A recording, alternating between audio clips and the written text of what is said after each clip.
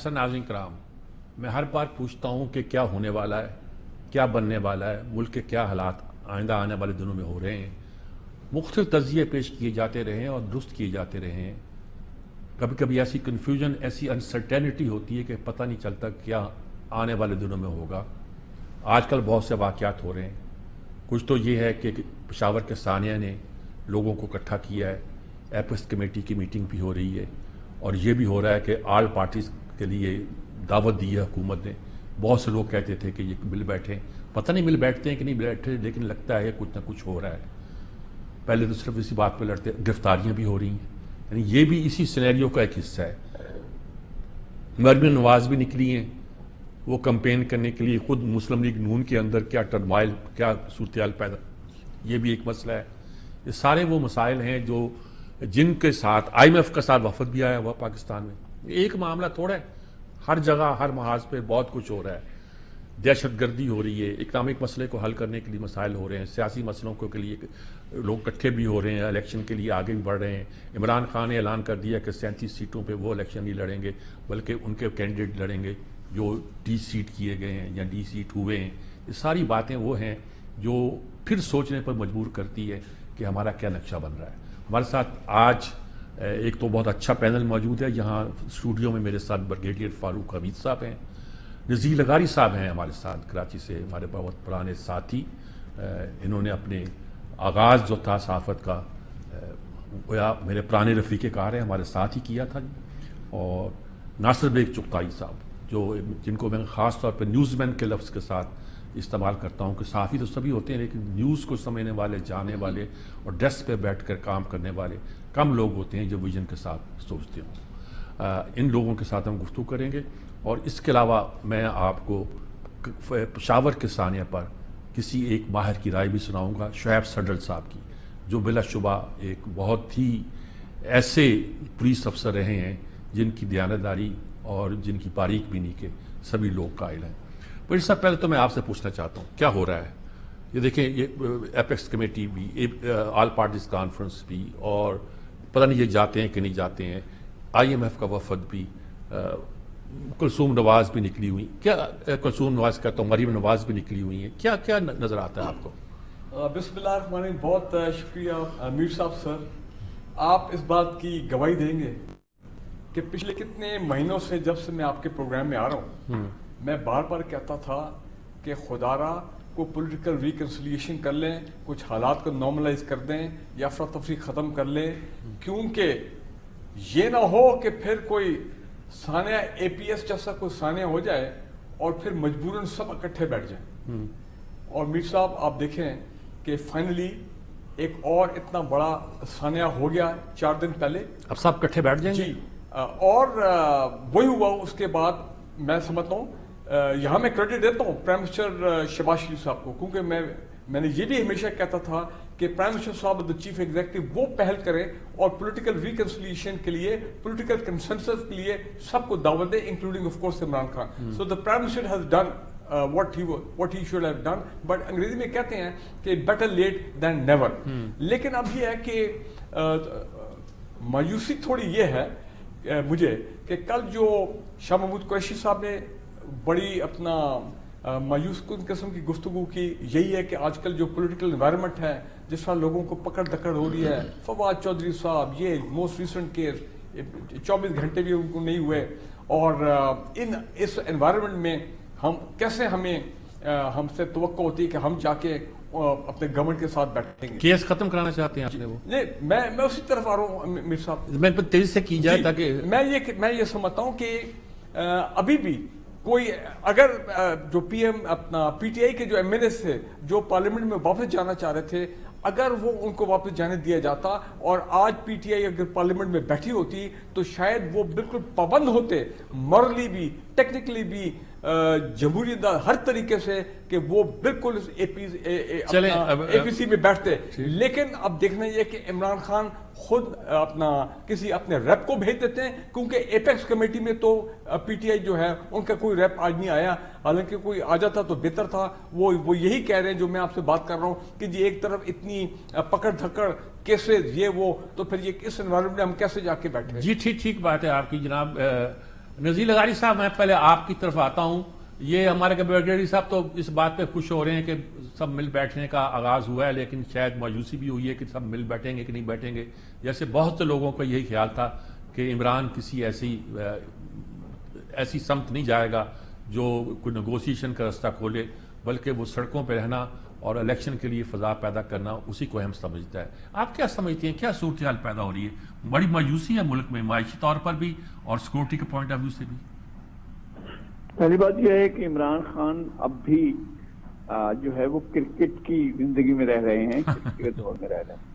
وہ سیاست اور سیاست کے حقیقتوں سے ناآشنا ہیں, انہیں کچھ بھی نہیں پتا ہے. ہم ان کے مخالفین کے ساتھ متفق نہیں ہیں, ان کے بارے میں ہمارے بہت سے تحفظات بھی ہیں اور تنقید بھی, اور ہم کرتے بھی رہے. ہم نے پی ایم ایل ایم پر بھی تنقید کی اور ہم نے پیپلز پارٹی پر جو اقتدار میں بھی ہم نے تنقید کی. لیکن یہ انوکھا لاڈلا ہے. آپ نے تاریخ میں ایسا انوکھا لاڈلا نہیں دیکھا ہوگا کہ صرف ایک بات کے علاوہ کوئی چیز سننے کو تیار نہیں ہے کہ مجھے کرسی دے دو, اور اس کے علاوہ وہ کسی چیز سے نہیں. اور یہ کہ میرا کوئی مخالف نہیں ہونا چاہیے, یہ ان کا دوسری بڑی ڈیمانڈ یہ ہے کہ میرا کوئی مخالف نہیں ہونا چاہیے میری. بلکہ وہ تو اس وقت انہوں نے بتایا تھا D G I S I نے کہ وہ جب انٹرویو لینے کے لیے بات کر رہے تھے تو پوچھ رہے تھے مسئلہ کیا ہے, تو انہوں نے کہا سب سے بڑا مسئلہ جو بھی انہوں نے بتایا, انہوں نے جواب دیا نہیں سب سے بڑا مسئلہ اپوزیشن ہے. اچھا, یہ ایک نہیں دو نہیں, انہوں نے درجنوں پولیٹیکل لیڈرز کو جیلوں میں رکھا اور کوئی چیز ثابت نہیں کرتی. اور وہ پہلے فرمائش کرتے تھے, پہلے حکم دیتے تھے, پہلے پیشین گوئی کرتے تھے کہ فلاں گرفتار ہو جائے, اگلے دن شاہد خاقان آباد جیل میں, ایاز صادق جیل میں, اور اس کے بعد جناب علی خواجہ آصف جیل میں, احسن اقبال جیل میں, نواز شریف جیل میں, مریم نواز جیل میں. یہ 2-3 آدمی گرفتار ہوئے ہیں اور ان کے بارے میں ایسا لگا جیسے پوری کی پوری لیڈرشپ کو جیل میں ڈال دیا گیا ہو.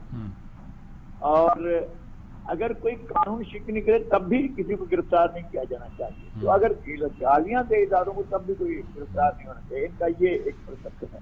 میرے خیال میں اب بھی اسٹیبلشمنٹ ان کے پیچھے ہے, اور وہ اس لیے ان کے پیچھے ہے کہ ان کی طاقت کو دکھایا یہ جائے کہ بہت طاقتور ہے. ایکچولی نہیں ہے. آج آپ اسٹیبلشمنٹ پیچھے ہٹ جائے آج, اور باقی اس کو میدان میں کھلا چھوڑ دے, یہ کہیں ملیں گے بھی نہیں. یہ جو کچھ کیا جا رہا ہے یعنی اس کے لیے آئین کو پامال کیا جا رہا ہے, اور عدلیہ نیا آئین بناتی ہے صرف اس کی سہولت کاری کے لیے. یہ میری تنقید ہے.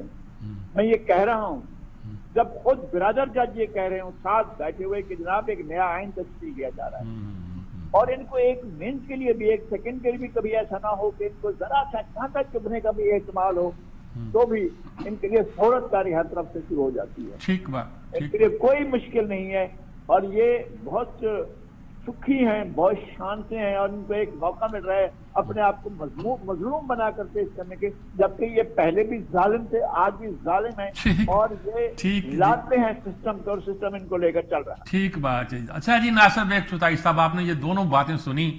اب میں چاہتا ہوں آپ ذرا بتائیں آپ کیا دیکھتے ہیں. آپ کئی بار پروگراموں میں شریک بھی ہو چکے ہیں. پہلی بات بہت شکریہ آپ کا. بریگیڈیئر صاحب نے بہت پرامید باتیں کی, بہت اچھا ہو رہا ہے دکھا ہے کہ کانفرنس ہو رہی ہے. ہم سب یہ کہتے تھے مل کے بیٹھو بات کرو, اور پھر آخر میں اعلان آ گیا. اسی وقت مجھے فون آیا بیرون ملک سے کہ آپ کے کیا رائے, کیا ہوگا. تو ایبرپٹلی میں نے کہہ دیا نہیں ہو پائے گا. کیوں نہیں ہو پائے گا؟ میں نے کہا عمران خان صاحب کی ایگو اتنی ہائی, فالس کہہ رہے ہیں اس کو, اتنی ہائی فالس سیلنگ کے اوپر ہے کہ اس کا آپ کو اندازہ نہیں ہے. تو وہ مجھ پر بلیو نہیں کر رہے تھے. آج اعلان آ گیا, اسد عمر نے کہہ دیا کہ ہم تو نہیں جا رہے. اور ہم کیوں نہیں جا رہے ہیں؟ وہی جو بریگیڈیئر صاحب نے فرمایا ہے, گرفتاریاں ہو رہی ہیں. میری کئی بار بات ہوئی ہے بریگیڈیئر صاحب سے ٹاک شوز میں. کون سی گرفتاریاں ہو رہی ہیں؟ 24 گھنٹوں کی, 48 گھنٹوں کی, 72 گھنٹوں کی, 36 گھنٹوں کی, یا 160 گھنٹوں کی. یہاں تو لوگوں نے 360 دن حوالات میں گزارے ہیں, جیل میں گزارے ہیں. ایک صاحب نے تو بغیر وارنٹ, بغیر رپورٹ, بغیر انکوائری, بغیر مقدمہ 9 مہینے جیل हवालात में गुजारे नैब की, और उस वक्त भी अपोजिशन स्वात पे, गिलगित पे और दूसरे अहम वाकयात पर जो मीटिंग्स कॉल हुई थी उनमें गई है। ये अलग बात कि उन मीटिंग से प्राइम मिनिस्टर इमरान खान उठ के चले गए कि मैं तो बात नहीं करता, मैं तो उन काले लोगों से हाथ नहीं मिलाता, पूरी चमड़ी का मसला बहुत ज्यादा है, मैं उनसे हाथ नहीं मिलाता। तो मुझे कल भी यकीन था, आज भी यकीन है कि इमरान खान साहब, और आज ज्यादा यकीन हो गया कि इमरान खान साहब मुज़ाकरात नहीं कर सकते। ये कर सकते की बात आपने बड़ी अहम की कि नहीं करेंगे, बल्कि कर सकते। मैं आता हूं आपकी तरफ दोबारा। वो गेंद को खुरच कर स्विंग तो करा सकते हैं, लेकिन गेंद को वो इस्तेमाल सही नहीं कर सकते। अब आप देखें वो ज़िमनी इंतखाबात से क्यों गए? अब वो इसलिए गए किसी तरह असेंबली में कोई तो पहुंच जाए, और जो 9 सीटें ज़ाय की हैं उन्होंने, अब आपको पता है। लेकिन अब जो सूरत है, लगारी साहब का जुमला है कि ये अगर खुला छोड़ दिया जाए इनको तो कोई पूछने वाला नहीं होगा। बिल्कुल सही है। हाँ, लगारी साहब बहुत मामला फहम आदमी है, मामले को समझते हैं, अच्छी तरह बात को जानते भी हैं। इस पर हम गुफ्तगू करते हैं। एक और वाकया जिसकी तरफ मैंने इशारा किया था, बहुत अहम वाकया हुआ है, वो पेशावर का सानिया है, और उससे कहते हैं एपीसी जैसे सानिया की तरह इतनी अहमियत है। इसके लिए खास तौर पर हमने एक इंटरव्यू अभी आपके सामने अलग से पेश करेंगे शोएब सड्डल साहब का, जिसका मैंने तज़किरा किया है। इस मामले में एक्सपर्ट की राय भी लेनी चाहिए, हम अपनी राय तो देते रहेंगे और तजिया करते हैं। IMF का भी वफद जहां मौजूद है, हम मीटिंगें भी कर रहे हैं, इलेक्शनियरिंग भी कर रहे हैं कि अब 37 सीटों पे मुख्तलिफ लोग लड़ेंगे, ये भी कर रहे हैं। मरियम नवाज भी निकल आई है, वो नवाज लीग में एक अपना क्राइसिस पैदा हुआ है। सारी सूरतें आप गुफ्तगू करेंगे एक वक्फे के बाद। वक्फा लेते हैं, पहले आपको इंटरव्यू सुनाएंगे, फिर उसके बाद ये गुफ्तगू करेंगे।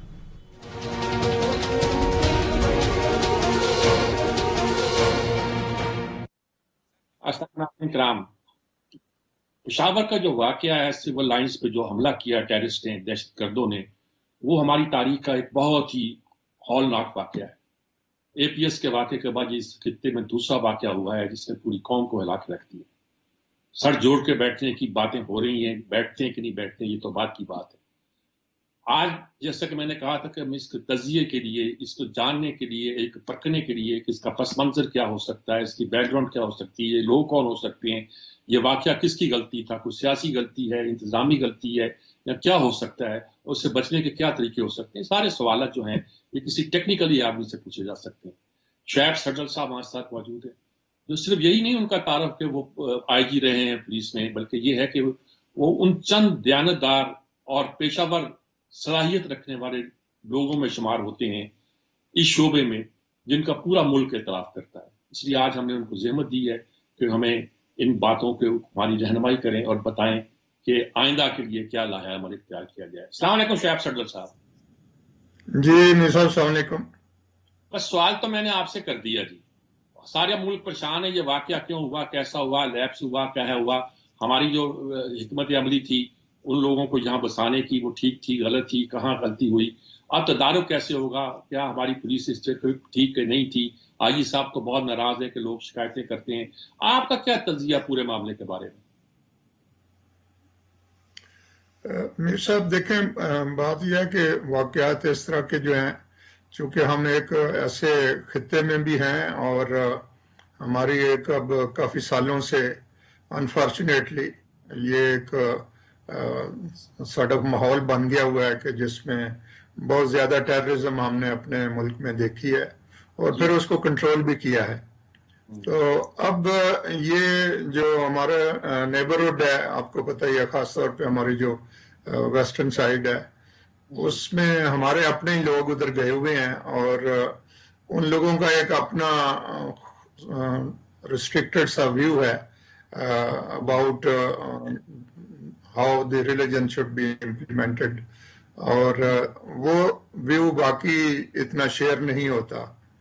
तो दैट इज द प्रॉब्लम जहाँ से ये बात चली।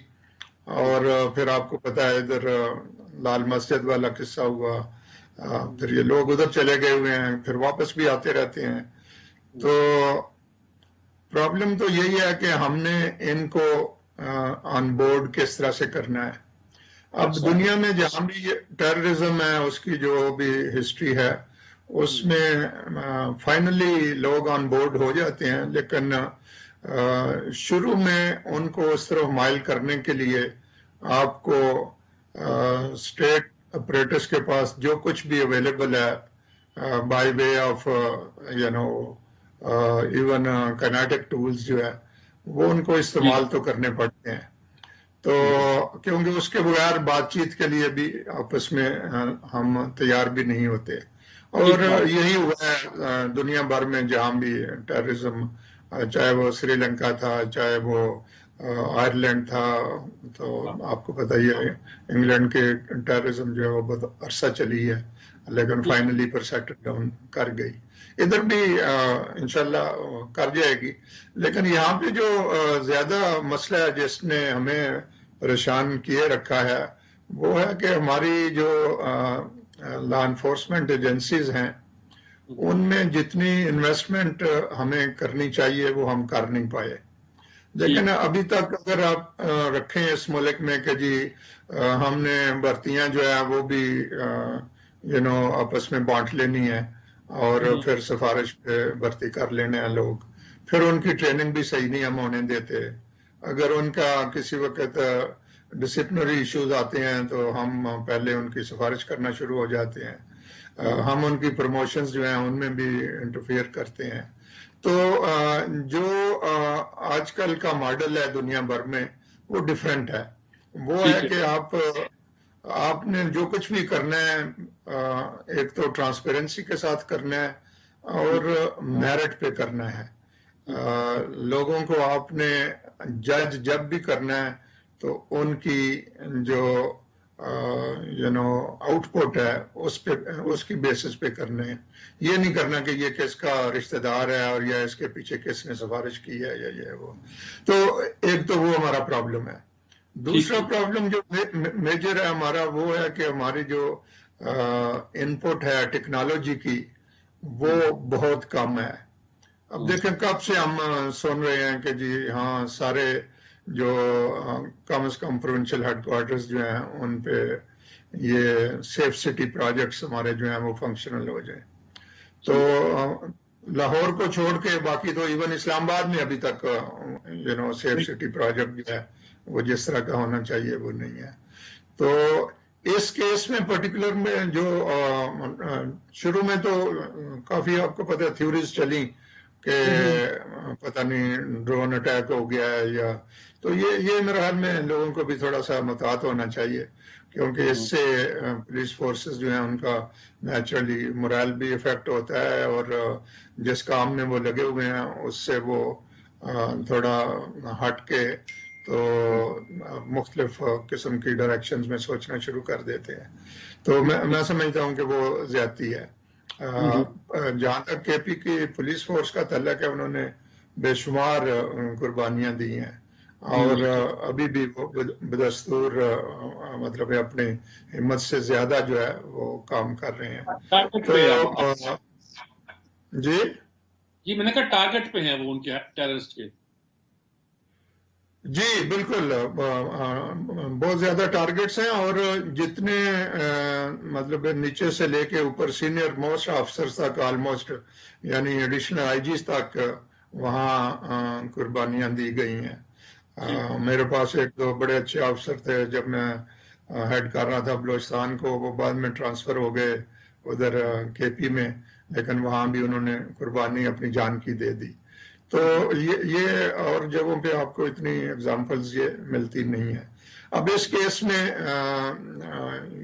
یہ ضرور کہہ سکتے ہیں کہ اس حد تک تھوڑی اس کو غفلت کہیں کہ جو بھی انٹر ہو رہا تھا چاہے وہ بے شک یونیفارم میں بھی تھا تو وہاں میکنزم اس کی چیک ان کی تو ہونی چاہیے تھی اور وہ پرماننٹ ہونی چاہیے، یہ تو اب ہمارا وے آف لائف بن جائے گا تھرو آؤٹ، کیونکہ یہ کوئی نہ کوئی اس طرح کا چیلنج ہمیشہ رہے گا، چھوٹا موٹا لیول پہ کبھی زیادہ ہو گیا کبھی چھوٹا ہو گیا کبھی کم ہو گیا، تو یہ جو ہے کہ یہ اتفاق سے میں کوئی 2-2.5 مہینے پہلے ادھر گیا تھا اور اسی جگہ میں کوئی گھنٹہ ڈیڑھ کے لیے ٹھہرا بھی تھا، اور ہمارے ایک آئی جی صاحب ہیں، ان کی بیگم صاحبہ کا انتقال ہو گیا تھا، تو اس سلسلے میں میں اور ہمارے ایک اور افسر ہیں، ہم گئے تھے، تو اسی جگہ ہم ٹھہرے تھے اور اس مسجد کے قریب سے ہم گزر کے تو جو ریسٹ ہاؤس تھا اس میں کچھ دیر بیٹھے رہے، اور تو لیکن اس دن سیکورٹی تو ٹھیک ٹھاک تھی، ہمیں آئی واز کوائٹ ہیپی کہ یہ سیکورٹی انہوں نے ٹھیک رکھی ہوئی ہے۔ اب یہ جمعے کے دن کیوں اس میں تھوڑی سی غفلت ہوئی ہے، کیونکہ جمعے کے دن تو ویسے بھی پاسبلٹی اس بات کی ہوتی ہے کہ بھئی اگر ارد گرد کے لوگ بھی شاید مسجد میں ادھر ہی نماز پڑھنے کے لیے آ جائیں، تو اس لیے اور بھی ضروری تھا کہ اسپیشل ارینجمنٹس ہوتی، لیکن وہ نہیں ہوئی، اور یہ ایک ذہن میں اس وقت لوگوں کے آیا کہ بھئی وردی جس نے پہنی ہوئی ہے یا اس نے کیپ بھی لی ہوئی ہے اور ساتھ لیکن اگر اس کو چیک پراپرلی کر لیا جاتا ہے اور اس کی جو جیکٹ ہے وہ اس میں 10-12 kg جو ہے وہ ایکسپلوزیوز تھے، تو ادروائز بھی ادھر سی سی ٹی وی کیمراز بھی کم از کم اس جگہ پہ میرے خیال میں انٹرنیشنل سٹینڈرڈ کے مطابق جو ہے وہ لگنے چاہیے۔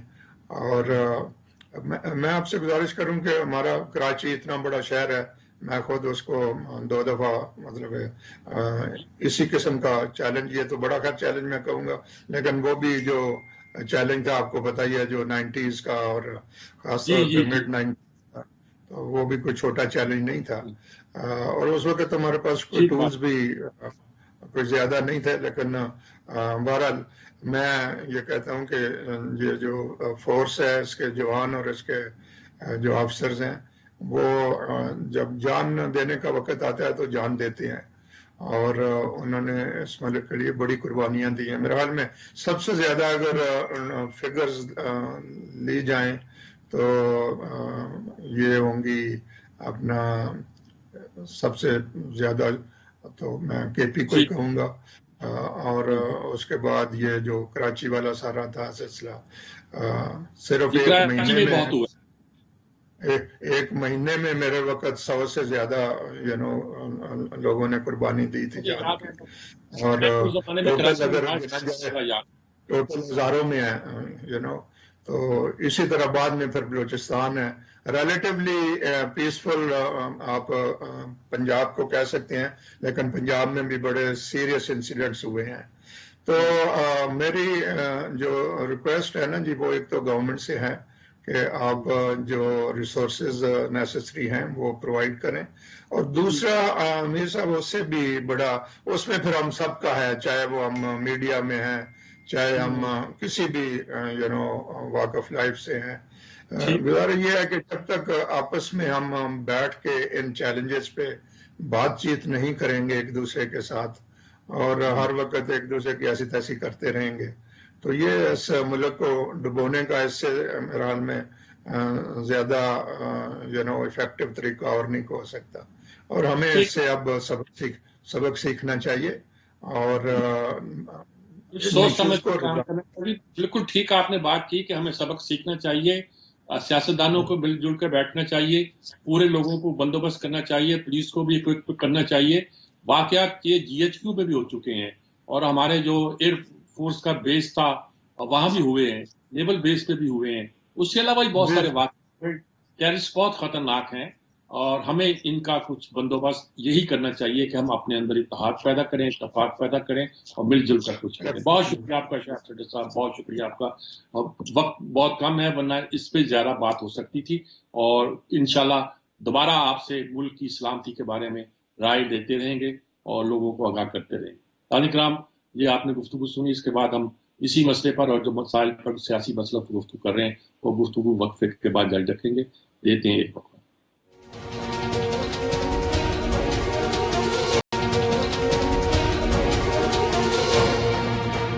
जी नाज़रीन इकराम, जैसा कि हम गुफ्तगू कर रहे हैं और सारे मामलों का तजिया कर रहे हैं, पेशावर के सानिया से लेकर IMF के वफद तक, IMF वफद से लेकर इलेक्शन की सूरत हाल पर एपेक्स कमेटी, APS का इजलास जिसमें इमरान शरीक नहीं होगा, इमरान के लोग शरीक नहीं होंगे, गिरफ्तारियां हो रही हैं और ये भी कहा जा रहा है कि गिरफ्तारियां पहले तो लोग महीनों बल्कि बरसों रहे जेल में और आप चंद दिनों चंद घंटों के अंदर आपकी चीख बोल गई है।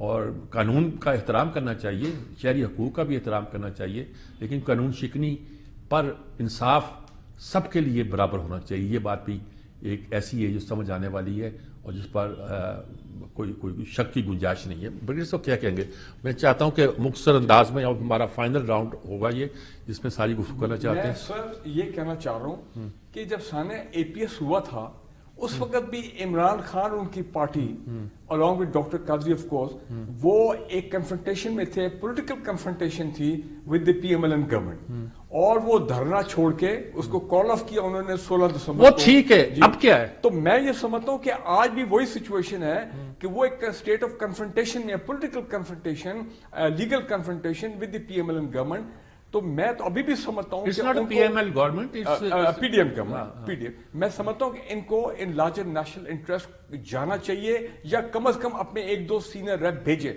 लेकिन एक इंटरेस्टिंग चीज ये है मीर साहब, आप यू में एग्री विद नॉट, लेकिन एक फैक्ट मेरे ज़हन में आ रहा था जब मैं आपके प्रोग्राम पे आ रहा था कि जितने 2-3 बड़े सानिया हुए हैं इन रिसेंट हिस्ट्री हमारी, एक Sania model town, Sania APS और अब ये सानिया पेशावर, वाई दैट के तीनों PMLN की गवर्नमेंट थी, तो ये तीनों सानिया हुए। आप क्या बात सुने, बस आप पार्टीजन बन रहे हैं, मुझे पाकिस्तान के मसले का हल बताएं। नहीं, मैं सिर्फ ये इस वक्त इमरान आ नहीं रहा, आप मॉडल टाउन को याद कर रहे हैं। नहीं, मैं आपको ये बता रहा हूं कि PMLN को, PDM को, इनको भी कुछ थोड़ा सोचना चाहिए कि जनाब क्या उनकी कोई पॉलिसी में कमी है, उनका जो पॉलिटिकल जो आप मुझे बताइए स्ट्रैटेजी इस वक्त एक मिनट जहां गालबन नासिर बेग चुताई साहब कुछ कहना चाह रहे हैं। मैं ये कर रहा था, बिल्कुल सही फरमाया बेगर साहब ने कि ऐसा क्यों होता है। ऐसा इसलिए होता है कि हम दहशतगर्दों को बुलाते हैं, दावत देते हैं कि आओ हमारे घर में रहो, आओ हमारे शहरों में बस जाओ, आओ हमारे मुल्क में फैल जाओ, आओ धमाके करो, आओ कत्लेआम करो। दावत में दिए ना हमने तो, और हम फिर रोते हैं उसके बाद कि हम तो इनको आबाद करना चाह रहे थे, ये हमें बर्बाद करना चाह रहे थे, आप आबादी की बात कर रहे हैं। तो मेरा ख्याल ये है कि ये कोई इशू नहीं है, ये हर दौर में हुआ है। कराची के धमाकों से लेकर वजीरिस्तान के धमाकों तक किन किन की हुकूमतें थी।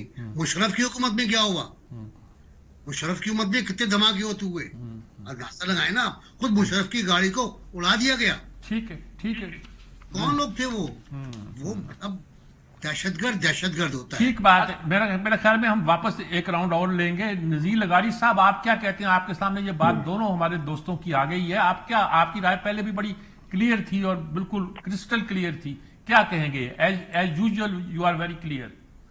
मैं फिर ये अर्ज कर रहा हूं कि ये भी एक सहूलतकारी, ये सहूलतकारी उन फ्रीकैन की तरफ से है जो इस मुल्क में इमरान खान की तरह आइन को नहीं मानते, रूल ऑफ लॉ को नहीं मानते, वैल्यूज को नहीं मानते, जमहूरियत को नहीं मानते, किसी चीज को नहीं मानते, और हमेशा वो उनके एक पेज पर रहे हैं, वो हमेशा उनके लाडले रहे हैं, वो हमेशा उनके वकील रहे हैं। आपको अगर तारीख याद ना हो तो जो मुशर्रफ के पूरे दौर में और अपनी पार्टी बनाने के बाद से वो हमेशा उनके माउथ पीस रहे हैं, उनकी बात करने वाले रहे हैं। आखिर में तो ये डायलॉग पर आ गए। कोई पूछता है, आज कोई शख्स पूछता है कि जिस शख्स ने स्क्रीन, टीवी की स्क्रीन पर कहा था कि मैं जिम्मेदार हूं सानिया APS का, वो खान साहब के दौर में कैसे सेफ हाउस से निकलकर तुर्की जा बैठा अपनी फैमिली समेत? कोई बात करेगा? कोई जवाब देगा? वजीर आजम इमरान खान साहब जवाब देंगे कि आपके दौर में एक शख्स जो है वो हिरासत से निकलकर कैसे चला जाता है, जो कहता है कि मैंने सैकड़ों बच्चों का कत्ल किया था, वो उससे सवाल करेगा क्योंकि वो सहूलतकार था इसलिए चला गया। अब भी सहूलतकारों की वजह से जो वो बचकर ये बैठा हुआ है, अब भी सारा कुछ सहूलतकारी हो रही है। वह भाई बहुत बड़ा जो ब्रिगेडियर साहब के भी फहम से बाला कोई चीज होगी, मेरे अकल से भी बाला कोई चीज होगी जिसको उन्होंने हासिल करना होगा, जिसके लिए इसको कहा गया है कि यहाँ बाहर अरब बना दो। मुझे याद है ना, मेरे तो भाई हैं, दोस्त हैं, साथी, और हमने एक साथ कैरियर शुरू किया है, ना सिर्फ एक सही साहब को नहीं, हम सब नहीं देखते हैं कि किस तरह से बाहर अरब हो रही थी, कैसे ज़ैनुल आबिदीन अली जो है वो फरार हो रहा था, उसको पेरिस लैंडिंग की इजाजत नहीं दे रहा था, वो वापस सऊदी अरब भागा। क्या कौन सी चीज थी जिसने वहां पर बाहर अरब पैदा की? किसने मिस्र में जो है पिंजरे में बंद किया उसने मुबारक को, और आखिरकार सियासी आ गया, और अल तहरीर में सैकड़ों हजारों लोग बैठे हुए थे।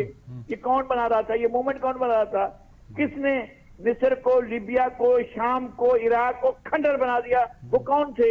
वो बाहर अरब वाले थे। वो इमरान खान के जरिए पाकिस्तान को खंडर बनाना चाहते हैं। I am on the record, मैं ये कह रहा हूँ। ठीक बात है ब्रिगेडियर साहब, बहुत इंपॉर्टेंट बात है। मैं इसको आमतौर पर इस तरह कहा करता हूं कि नेशनल एस्टेब्लिशमेंट से ज्यादा इंटरनेशनल एस्टेब्लिशमेंट रोल अदा करती है, और हमारे यहाँ भी वो कर रही है। नहीं, आपकी बात सही है। इस वक्त इंटरनेशनल एस्टैब्लिशमेंट दो तरीके से पाकिस्तान पर हमला आवर है, मुझे तो उसमें कोई शक नहीं। I totally agree with you. एक तो IMF के जरिए जिस तरह वो पाकिस्तान की आर्म ट्विस्टिंग कर रहे हैं, जिस तरह पाकिस्तान को वो गवर्नमेंट को ब्लैकमेल कर रहे हैं और गवर्नमेंट पे इस तरह का प्रेशर डाल रहे हैं। और कल हफीज पाशा साहब ने कल क्या बोल दिया? हफीज पाशा साहब कहने लगे कि जनाब IMF वाले ये कह रहे हैं कि जब तक हमें श्योरिटी नहीं होगी कि 4-5 महीने बाद या 6 महीने बाद अगर कोई दूसरी गवर्नमेंट आ जाए, वो कैसे एग्रीमेंट को ऑनर करेगी, तो या तो आप इसको पार्लियामेंट में लेके जाएं या कोई इसका कोई और तरीका निकालें ताकि हमें भी श्योरिटी हो। इसका एक तो वो उनका, और वो तो अब 600-800 अरब के मजीद आपके 800 अरब के टैक्स डाल रहे हैं। मैं तो हमेशा कहता हूं IMF जो है वो प्रो एलीट है और एंटी पीपल है। और दूसरा हल क्या है? हल अब ये है, मैं ये समझता हूं इस वक्त हालात ओवरनाइट बदल सकते हैं। हुकूमत वक्त ये तमाम केसेस विड्रॉ करें, आफ्टर उनके विड्रॉ करें। देखें जी, इंसाफ क्यों नहीं मिलना चाहिए? नहीं, मैं ये कह रहा हूं आप अदारों का मजाक उड़ाते हैं, आप कानून का मजाक उड़ाते हैं, आप आइन का मजाक। बड़ी बात सुने जी, आप अगर ये काम करते रहेंगे, अगर इन लोगों के मुंह पहले ही बंद कर दिए जाते, हमारे मुल्क में इंसाफ का बोलबाला होता जिसको आप कह रहे हैं, और हम तो इससे हटते ना। आप सही फरमा रहे हैं, लेकिन अगर PTA के दौर में मानते हैं सारे केसेस गलत बने थे, सब लोग गलत जेल में गए थे, अब वो तमाम केसेस खत्म हो गए, नहीं तो इनको भी खत्म करें। आपसे मुकाबला नहीं दोनों केस का ना। नासिर साहब, आप कुछ कहना चाह रहे थे, क्या कह रहे थे? मैं IMF के मसले पर कहना चाह रहा हूँ कि IMF को हम पर किसने मुसल्लत किया, किसने हमें उनका गुलाम बनाया, ये भी देख लेना। पुरानी बात नहीं है, ये बात इमरान खान के जमाने की है कि जब वजीर खजाना हमारे जो है इन्होंने दस्तखत किए मुआहदे पर, पेट्रोलियम लीवी और पेट्रोल की कीमत और गर्दिशी कर्जा, ये सब वहां तय करके आए थे ना। फिर उसको उन्होंने तोड़ा, उस मुआहदे को, वो मुआहदे की खिलाफ वर्जी कर दी। तो IMF वाले जो भी हो, वो वर्ल्ड बैंक के हों, वो आलमी इस्तेमार के हों, आलमी साम्राज्य के हों, वो तो बिखर गए। फिर उसके बाद उन्होंने कहा आप तो वादा फरामोश लोग हैं, आप शराइत तोड़ते हैं, आप सॉवरेन गारंटी की खिलाफ वर्जी करते हैं। अब आप वो करें जो हम कहते हैं पहले करें, फिर हम आपको कर्जा देंगे। तो आपने वही जो लगानी साहब कह रहे थे, मोहतरम लगानी साहब, वही साजिश। Political reconciliation is the way forward. अब कैसे पॉलिटिकल रिकंसिलिएशन होगी? आपस में आप हर वक्त शर्त लगाते हैं मुकदमे खत्म करें। देखिए उनके बात सुने, पहले आके बैठे तो सही आप। मैं सिर्फ ये पहले कहते इलेक्शन की तारीख अनाउंस करें फिर बैठेंगे, आप कहते मुकदमा जाके बैठ भी जाए ना, मुकदमे खत्म भी हो जाए, तब भी वो नहीं जाएंगे। नहीं जाएंगे, वो बिल्कुल नहीं जाएंगे। नजीर लगानी साहब, आप क्या कहते हैं? मेरे ख्याल में ब्रिगेडियर साहब जो है ना कुछ बहुत सिंपैथेटिक हो रहे हैं हमारे।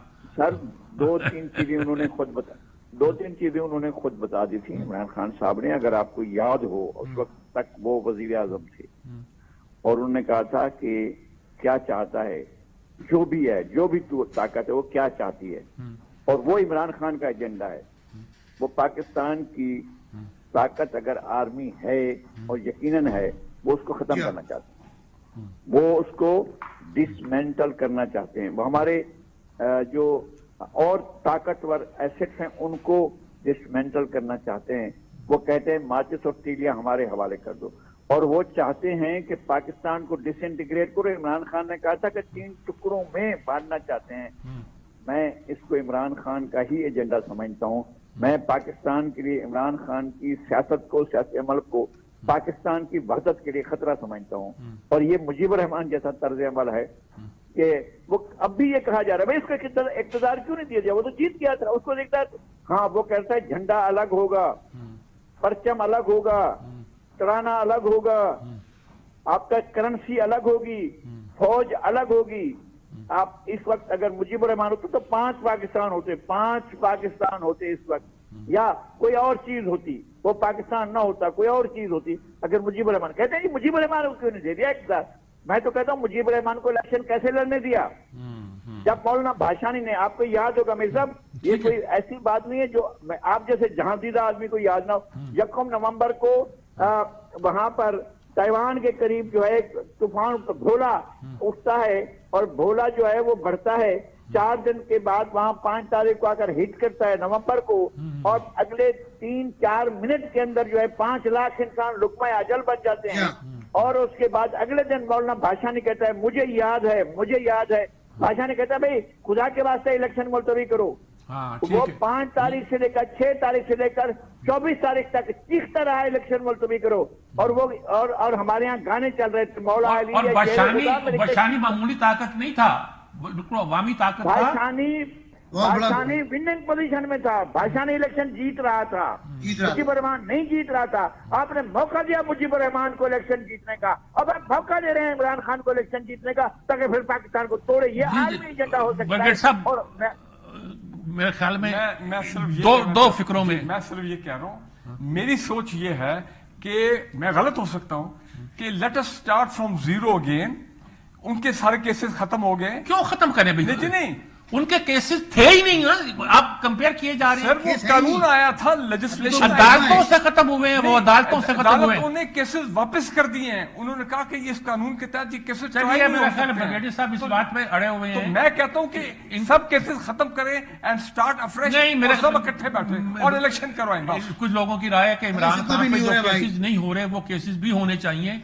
अगर शेख रशीद को उस बयान पर पकड़ा जा सकता है तो इमरान खान को क्यों छूट मिली? सर खानदानों को, मीर साहब एक जुमला मैंने सुन ले लीजिएगा, कि हमारे खानदानों को धमकियां मिलती नहीं, आपके खानदान को, मेरे खानदान को, ठीक बात है, लगारी साहब के खानदानों को, तो हम पे क्या गुजरती थी? आप तो अच्छे जानते हैं, मैं सारी जिंदगी कराची में गुजारी। नजीर लगारी साहब तो भी कोई मालूम है, आपको भी मालूम है कि क्या सूरत हाल थी उस वक्त, क्या सूरत हाल थी। अब हम लोग बहुत सी बातें करते हैं, लेकिन मेरे ख्याल में इस पे हमें रिकंसिडर करना चाहिए, सोचना चाहिए, मामलात को देखना चाहिए।